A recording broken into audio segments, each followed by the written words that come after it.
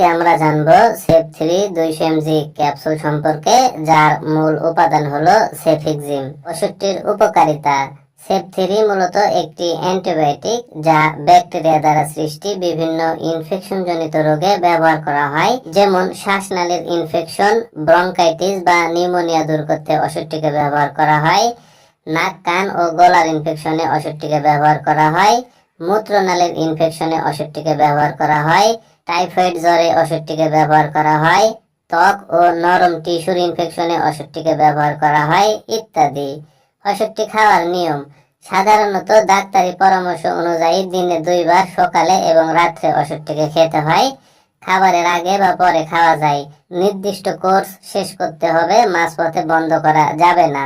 ওষুধটির কিছু পার্শ্ব প্রতিক্রিয়া আছে, যেমন ডায়রিয়া বা পাতলা পায়খানা হতে পারে, বমি বমি ভাব বা বমি হতে পারে, পেট ব্যথা হতে পারে, মাথা ব্যথা বা মাথা ঘোরা ভাব হতে পারে। গুরুতর অ্যালার্জি বা র্যাশ দেখা দিলে অবশ্যই চিকিৎসকের সাথে পরামর্শ করতে হবে। সতর্কতা। যাদের অ্যান্টিবায়োটিকে অ্যালার্জি আছে তাদেরকে সতর্ক থাকতে হবে। কিডনির সমস্যায় ভুগছেন এমন রোগীকে ডোজ কমাতে হতে পারে। গর্ভবতী বা স্তন্যদানকারী মায়েদের ক্ষেত্রে অবশ্যই চিকিৎসকের পরামর্শ নেওয়া জরুরি।